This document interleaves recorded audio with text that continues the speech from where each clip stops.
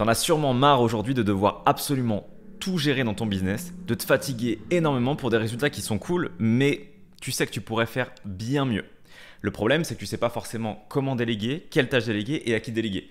D'ailleurs, tu crois peut-être que les personnes ne sauront pas aussi bien faire que toi, qu'ils ne prendront pas aussi soin de ton business que toi, parce que c'est ton bébé après tout. Je m'appelle William Waquet, aujourd'hui j'ai fondé l'agence Monétrise avec Baptiste Guèze et on aide les infopreneurs à scale. Donc on gère aussi bien les infopreneurs qui font allègrement plus de 100 000 euros par mois, comme Nassim Saïli ou alors Louis Esquier, tout comme des infopreneurs qui sont dans cette phase intermédiaire, autour des 20 000, 30 000 euros par mois, et où ils ont ce plafond de verre qui les empêche d'aller chercher le résultat supérieur. Et très souvent, c'est lié à deux choses. Soit des process qui ne sont pas assez bons, soit des personnes qui ne sont pas assez qualifiées dans votre business ou qui ne sont justement pas présentes du tout. Le but de cette vidéo, ça va être de t'expliquer qui est-ce que tu dois recruter et à quel moment dans ton business pour passer les différentes étapes qui te feront passer du solopreneur au véritable CEO qui gère une équipe, une vision et au final un projet. Sans plus tarder, je vais te partager mon écran. Je t'ai fait de très jolis diagrammes pour t'expliquer tout ça et que tu puisses visualiser clairement et que ça puisse t'aider à appliquer ça dans ton business. C'est parti. Dans cette première catégorie, on va parler d'un infopreneur qui fait, on va dire, entre 10 et 20 000 euros par mois et qui a soit pas délégué du tout, soit vraiment délégué des tâches minimes. L'objectif, quand on est dans cette première phase où on va vraiment tout faire et travailler énormément, c'est de réussir à trouver son market fit. Donc à déterminer, ok, ça y est, j'ai mon offre qui s'adresse au bon marché et je vois que ça marche pour ensuite pouvoir la scale. Ça sert à rien de recruter 36 personnes au début si vous n'êtes même pas sûr d'avoir un market fit. C'est pour ça que dans un premier temps, vous allez vous retrouver à faire beaucoup de tâches, toutes les tâches, et que ça va vite devenir assez éprouvant. Mais c'est une phase par laquelle il est intéressant de passer parce que là, vous allez aussi savoir comment déléguer ces différentes tâches. Donc le levier que vous avez à ce stade-là, c'est votre temps et ton temps du coup et tes compétences. Donc voilà à quoi ressemble ta vie quand tu es en mode solopreneur. D'un côté, tu vas commencer avec le content, c'est-à-dire que pour acquérir des clients, tu vas faire donc tu vas scripter des vidéos que tu vas tourner, que tu vas ensuite monter pour les publier, répondre aux commentaires, interagir. Parallèlement à ça, tu auras un lien Calendly ou iClose par exemple où tu vas avoir des personnes qui vont pouvoir booker des appels avec toi. Donc soit tu vas à travers ton contenu pouvoir engager des discussions, rediriger vers un appel de closing, faire le close à ce moment-là ou dans le cadre d'un follow-up pouvoir les closer après.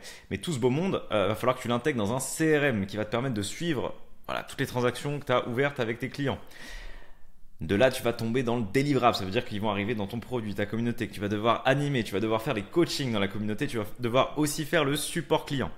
Et si tu fais de l'acquisition payante, donc même là, on va parler juste du media buy, mais tu vas aussi avoir tous les process que tu vas créer pour que tout fonctionne l'un dans l'autre. Donc ça peut très vite être assez… tu le vois, ça fait énormément de tâches et…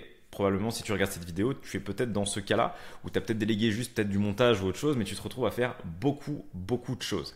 Et ton expertise, quand tu es infopreneur en général, c'est que tu aimes bien faire des vidéos, partager ce que tu sais, partager ce que tu connais, mais tu n'es très certainement pas un couteau suisse qui sait absolument tout faire à la perfection. Tu te débrouilles peut-être dans les différents axes, mais voilà, tu sens que par exemple les appels de closing ça te saoule et que tu n'aimerais pas forcément passer du temps à faire ça. Ou alors peut-être que le customer success ça te saoule aussi et tu n'aimerais pas forcément faire ça. Donc là, quand tu commences à faire un petit peu de chiffre, donc à dépasser les 10, 15K, 20K, ça va commencer à devenir intéressant de venir déléguer certaines tâches. Et là, tu vas passer à l'étape supérieure. Dans un business, ce qui va fonctionner, c'est à la fois des process et les personnes que tu vas avoir qui vont faire tourner ces process pour toi. Parce que tu t'en rends vite compte, tu ne peux pas tout faire. Tu ne peux pas tout faire à la perfection. Souvent, une croyance que tu peux avoir, c'est que les personnes ne feront peut-être pas aussi bien que moi. Les gens ne savent pas encore faire. S'ils ne savent pas faire, c'est que soit tu ne recrutes pas les bonnes personnes, soit que tu n'as pas les bons process. Donc, en ayant bien ça en tête, on va voir c'est quoi la prochaine étape pour passer de toi qui gère absolument tout et qui est dans le business à toi qui va commencer à te surélever, te verticaliser et travailler sur le business, ce qui est ton objectif à terme. Donc, passons à la prochaine étape. Donc, pour scale, ça va être des process de qualité opérés par des personnes compétentes. Et là, tu vas commencer à avoir une team autour de toi, des personnes qui vont te permettre de racheter ton temps. Donc ce concept il est important, tu vas payer des personnes pour racheter ton temps parce que là au final ce que tu dépenses à foison c'est du temps. Sauf que le temps c'est ta ressource la plus précieuse et il faut que tu t'en rendes compte assez rapidement. Donc là tu as ton market fit, tu arrives à faire entre 10 et 20 000 euros par mois, tu dis ok je sais que mon produit Play fonctionne, maintenant j'ai besoin de m'entourer de personnes pour le vendre au maximum de monde et pouvoir délivrer efficacement au maximum de personnes.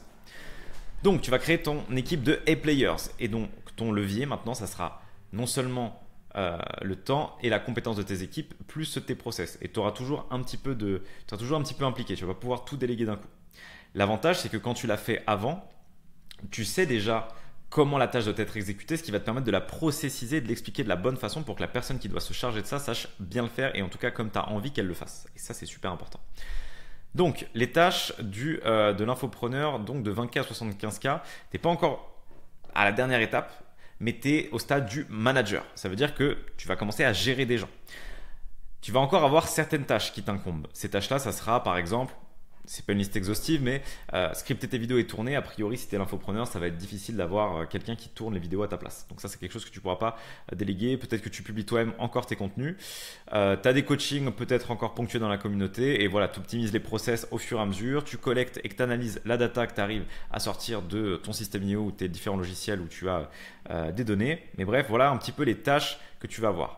Ton but, ça va être de définir une vision et des objectifs clairs pour ta boîte et t'assurer que les freelances que tu vas avoir fassent bien leurs tâches. Parce qu'aujourd'hui, tu vas avoir donc 4 pôles principaux qu'on peut identifier comme étant le content, le délivrable, le pôle sales et le pôle marketing tracking. Donc, pour les différencier simplement le content et le marketing tracking, j'ai mis acquisition organique, acquisition payante.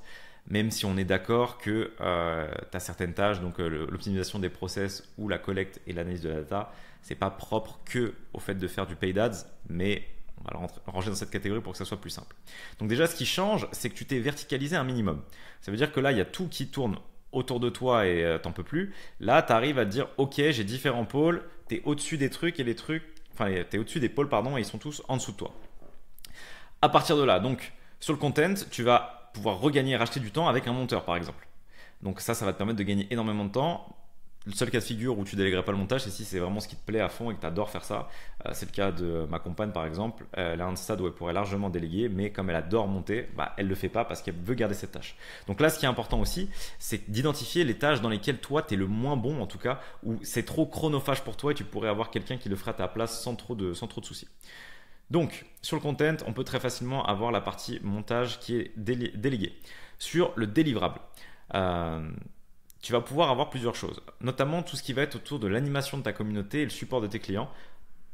C'est très vite chiant à gérer et en tout cas tu peux avoir un Customer Success Manager qui va gérer ça pour toi. Ça veut dire qu'il va poster les messages sur la commu, interagir avec tes clients, faire le support client aussi, répondre quand il y a des demandes, voilà, que ce soit de remboursement, que ce soit des différentes, voilà, j'arrive pas à accéder à tel dossier, à tel Notion, etc. Ça va être ton CSM qui va gérer ça pour toi pour pas du tout que tu aies à te soucier de ça.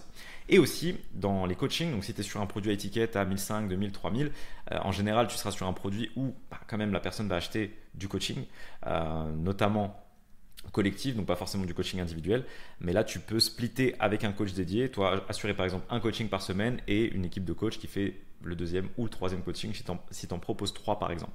Donc ça va te permettre de racheter ton temps. Pareil sur la partie sales, là c'est un des premiers pôles d'ailleurs, première chose que je t'invite à déléguer, c'est le closing.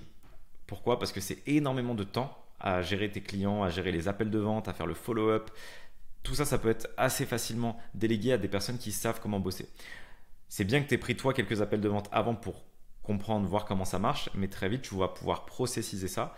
Et n'hésite pas à te faire accompagner aussi. Nous avec BAT, c'est ce qu'on gère, toute cette partie-là, là, marketing, tracking, sales. C'est notre cœur d'expertise et on s'occupe même du délivrable pour certains de nos clients. Donc, avoir un setter, au début au moins un setter, un closer ou un setter closer. Et plus tu vas avoir de volume d'appels entrants, plus tu vas devoir recruter de nouveaux closers. Ce qui est important quand tu vas recruter un closer, j'ai fait toute une vidéo là-dessus, je vais te mettre le lien qui t'explique tout le process de recrutement, c'est t'assurer qu'elle fit bien avec ton produit et qu'elle comprend bien les valeurs de ta boîte. Donc là, ce moment-là où tu commences à te structurer en équipe, c'est le moment où c'est plus que ton bébé en fait, ton entreprise, mais il faut que tu arrives à communiquer une vision claire, tu commences à aussi planter les graines d'une culture. Ça veut dire quoi travailler dans ta boîte? C'est quoi ce que tu défends? C'est quoi les valeurs? Qu'est-ce qu'on doit incarner quand on travaille avec toi? Ça peut paraître un peu bullshit de la Silicon Valley, mais je t'assure que ça ne l'est pas et que ça va se répercuter. Plus tu vas grandir, plus l'importance de la culture va se répercuter. Si par exemple, tu es quelqu'un qui est très organisé, et ça doit faire partie de ta culture et les gens qui vont travailler avec toi vont l'être. Si tu es un petit peu trop en mode chaotique, en mode YOLO, ça va se refléter aussi dans la façon dont les gens que tu vas attirer à toi et qui vont travailler avec toi vont fonctionner. Donc, être vigilant sur ça. Et sur la partie marketing tracking, donc tu vas pouvoir recruter un média buyer pour gérer les publicités sur les différentes régies et un copywriter pour voilà, revoir ta LP, éventuellement ta VSL ou tes emails. Donc maintenant, la question que tu dois te poser, c'est ok, bah oui, c'est bien, je sais ce que c'est un media buyer, je sais ce que c'est tout ça, mais qu'est-ce que je dois recruter en premier, dans quel ordre? Donc comme je te l'ai dit, tu vas devoir définir c'est quoi les pôles sur lesquels toi tu es le moins performant pour que tu puisses allouer ton temps sur les tâches où toi tu es le plus performant. À terme, de toute façon, tu vas devoir avoir la vision de déléguer le maximum de choses. Mais ça se passera dans une troisième phase. Premier poste que je t'invite à recruter, c'est le setter closer. Ça va te permettre de racheter tout ton temps que tu passes sur les appels de vente. Un setter et un closer. Donc un closer, tu vas le rémunérer à peu près 10%, 10 à 12% sur les leads qui va closer, donc sur du hors taxe. Sur un setter, ça va dépendre si c'est juste du setting inbound, donc tu vas pouvoir le rémunérer 5%. Si c'est du outbound, à ce moment-là, je t'invite à mettre une com plus élevée parce que la calorie dépensée pour aller chercher des leads qui sont plutôt froids est plus dure, donc tu peux lâcher un 10%. Quoi qu'il arrive, ça te laisse une marge qui est très intéressante et sur du produit digital, donc tu peux te permettre de bien payer les personnes à ce niveau-là, vu le temps que ça te permet de réallouer sur ton entreprise et donc potentiellement créer plus de contenu, attirer plus de monde et pouvoir ensuite générer plus d'appels. Ensuite, ce qui peut être intéressant aussi, donc si tu n'es pas trop attaché à ton montage, c'est de déléguer le montage. Ça va te faire gagner énormément de temps. Dans un troisième temps, tu peux commencer à avoir un coach dédié dans ta commu. Je t'invite à recruter un coach qu'à partir du moment où tu en as effectué quelques-uns aussi, parce que les gens, quand ils vont acheter ton programme, c'est toi aussi qu'ils achètent. Donc, ils s'attendent à te voir dans la communauté. Donc, essaie de garder une petite présence, même si c'est qu'un coaching une fois par semaine ou une fois toutes les 2 semaines, c'est bien que tu interviennes et tu peux avoir des coachs de qualité qui vont t'épauler dans le fait de délivrer ta promesse à tes clients. Voilà pour ça. Et le CSM, quand tu commences à avoir, je dirais, une petite centaine de clients, ça commence à devenir intéressant d'avoir quelqu'un qui gère ça à 100% pour toi. Quand tu vas avoir, on va dire, au moins une dizaine de sollicitations par jour tous les jours, il faut que tu aies quelqu'un qui gère ça pour toi, c'est trop. Après, voilà, si tu as genre 1 ou 2 messages clients par jour, on va dire que c'est un poste que tu n'es pas obligé de déléguer directement. Parce que évidemment, qui dit déléguer dit aussi un impact sur ta rentabilité parce que tu vas devoir payer des gens sur certaines tâches. Donc, si tu vas avoir typiquement un CSM que tu vas payer peut-être, je sais pas, allez, je dis une bêtise, 1500 € par mois, s'il doit répondre juste à 2-3 messages par jour, bon, au final, l'argent que tu dépenses par rapport au temps que tu regagnes, il n'est pas si worth par rapport à un sales où tu vas récupérer 10-15 heures dans ta semaine, facile même plus, contre 10% de ce qui close. Donc ça veut dire que tout ce qu'il n'a pas closé, tu perds pas d'argent dessus. Donc ça, c'est carrément intéressant. Enfin, sur la partie marketing tracking, si tu es un bon copywriter à l'heure actuelle parce que tu vends du make money et que tu te sens plutôt à l'aise avec ça, ça peut être intéressant de recruter un copywriter que plus tard. Par contre, si tu galères sur tes listes email, enfin sur l'emailing notamment, sachant que c'est un excellent levier, hein, l'email, ça peut être intéressant de recruter assez tôt le copywriter qui s'occupe de ça. Pareil pour le media buyer. Mais prio, ici pour moi, ici, puis ici. Donc, tu vas être entre 20 et 75 000, tu vas avoir des tâches qui vont être assez définies, mais il faut que tu réussisses à garder une équipe solide et motivée. Maintenant, qu'est-ce qui va faire que tu vas pouvoir aller chercher la troisième étape, donc l'ultra scale? Ça va être des process qui vont être optimaux, opérés par des personnes aux compétences rares et encadrés par des leaders d'exception.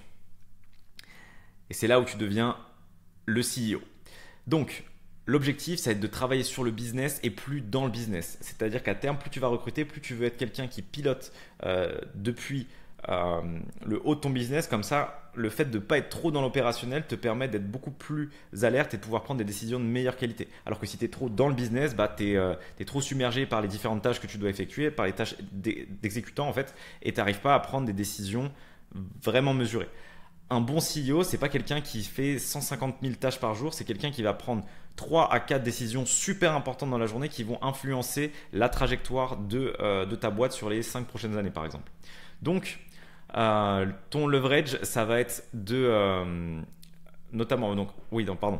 travailler sur le business et plus dans le business, créer une culture forte parce que plus tu vas avoir de personnes qui vont travailler pour toi, plus tu auras une distance entre toi et les personnes qui travaillent pour toi. Si tu as genre 40 personnes dans ta team, tu connaîtras pas, on va dire, tu vas pas pouvoir échanger tous les jours avec ces 40 personnes. Tu vas avoir des managers qui vont être tes interlocuteurs principaux qui, eux, vont devoir transmettre cette vision que tu as, cette culture que tu as dans ton entreprise aux personnes qui travaillent avec eux.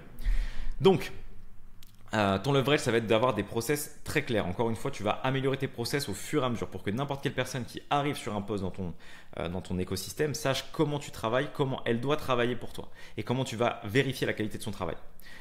Tu vas avoir des managers qualifiés pour gérer les différentes équipes et atteindre les KPI que tu vas fixer chaque semaine avec tes gars. Donc, en soi, tu vas avoir une tâche principale qui va être assez dure à déléguer. C'est quand tu es infopreneur, bah voilà, au bout d'un moment, il faut que tu apparaisses sur les vidéos. Donc, tu vas quand même devoir tourner tes vidéos. Parallèlement à ça, tu vas devoir définir la vision et les objectifs, la culture, analyser les résultats des différents pôles et tes interlocuteurs seront principalement tes managers. Donc là, tu vas voir que ça devient aussi beaucoup plus complexe. Je vais te dézoomer un petit peu pour que tu vois ça. Donc, chacun des pôles ici va être managé par une personne qui sera par exemple le Head of Content, Head of Customer Success, Head of Sales, Head of Marketing. Eux, ça va être l'hydre à 4 têtes de ton business, ça va être les 4 personnes qui seront tes interlocuteurs principaux. Au démarrage, peut-être que tu vas pouvoir avoir une personne qui gérera à la fois le marketing et les sales. C'est possible aussi. Et le content et le délivrable, par exemple. Mais à terme, c'est bien quand tu as une personne qui est spécialisée dans une seule des tâches parce que le travail qu'elle va devoir fournir va être relativement intense. Donc ici, tu as différents monteurs qui s'occupent de ton contenu horizontal et vertical. Tu vas avoir un community manager qui va répondre aux commentaires et publier tes contenus, et ton Head of Content qui va superviser le travail de ces personnes-là, et aussi, il pourra t'aider sur le script des vidéos et ta stratégie de contenu globale, selon la vision que vous avez impulsée ensemble. Tu vas avoir ton Head of Customer Success. Lui, il va gérer tout ce qui concerne le délivrable. Il aura différents CSM qui sont des Customer Success Managers qui vont animer la communauté, qui vont faire le support client. Les coachs aussi qui vont faire les coachings dans la communauté. Il va s'occuper de la réputation de ta brand, donc vérifier ce qui se dit sur Internet, sur Trustpilot, etc. Et globalement, son cœur de mission, c'est la satisfaction client globale. Ça veut dire que lui, il doit avoir à cœur que chacun des clients ait une expérience incroyable quand il rentre dans ton produit. À côté de ça, tu vas avoir le Head of Sales. Donc le Head of Sales, il va tout simplement gérer toute la partie conversion. Qu'est-ce qu'il va avoir? Principalement des setters et des closers sous sa supervision. Son but, ça va être de faire en sorte que tu closes avec un taux de closing le plus élevé possible. D'accord? Il va s'occuper de coacher tes équipes. Il va s'occuper aussi de traquer les KPI. Donc détecter, ok, on a trop de no-show, c'est problématique, on a 33%, donc il faut qu'on réajuste la stratégie au niveau de la préqualification, des leads, etc., etc. Ça va être lui qui va réécouter les appels de tes closers, vérifier que tout se passe bien. Il va s'occuper de créer le pitch de vente notamment. Enfin bref, tout ce qui va concerner la partie vente va être de son ressort. Et c'est à lui que tu auras affaire à chaque fois quand tu auras les chiffres, les différentes KPIs que vous aurez fixés ensemble et voir si on est dans les clous ou pas dans les clous. C'est également lui qui va s'assurer que voilà, toute l'équipe de setter closer remplit bien le CRM et accomplit bien les missions qui leur sont confiées chaque jour. Autre pôle, tu vas avoir ton Head of Marketing. Donc lui, son but, ça va être de gérer toute cette partie-là. Donc il va avoir les copywriters et les media buyers qui vont répondre de leur performance auprès de lui. Il va pouvoir aussi s'occuper d'optimiser les différents process dans ta boîte pour, encore une fois, dépenser le moins d'argent possible pour gagner le plus d'argent possible, pour augmenter ta rentabilité. Et c'est lui qui aura pas mal de data collectées sur ton marketing et d'analyses qui pourront te permettre d'améliorer ton tunnel de conversion, d'améliorer ta VSL, d'améliorer différentes choses. En fait, il va traquer tous ces paramètres-là pour que tu ailles chercher un maximum de profitabilité. Donc voilà pour ces 3 grandes étapes. Encore une fois, le but c'est que ça soit assez synthétique, donc n'hésite pas si dans les commentaires il y a des points où tu veux un peu plus de précision, ça pourrait être l'objet d'une autre vidéo. Mais ce que tu dois avoir en tête, c'est que tu passes les steps les uns après les autres, mais qu'à terme, en étant tout seul, ça va être compliqué d'aller chercher très très loin. Très vite, tu vas devoir racheter ton temps, avoir une équipe qui va te permettre de pouvoir racheter ton temps. Qui dit avoir une équipe dit du coup gérer de l'humain. Pour gérer de l'humain, il va falloir que tu aies des bons process en place et une bonne culture pour qu'ils soient performants et contents de bosser dans ta boîte. Et l'enjeu après, c'est que tu aies les meilleures personnes qui travaillent avec les meilleurs process pour aller chercher le plus de résultats possible. C'était William de Monetrize. J'espère que cette vidéo t'a intéressé et t'a permis d'avoir un éclairage sur certains points. N'hésite pas, si encore une fois tu as des questions dans les commentaires, à les poser. Et d'ailleurs, si tu veux qu'on fasse un audit gratuit de ton business avec BAT, où on prend 1 heure ensemble et on décortique tout ça, donc la condition c'est que tu fasses au minimum 10 000 € par mois sur ton business, on te permet de faire sauter quelques goulots d'étranglement pour aller chercher un maximum de profit. C'était William. Ciao.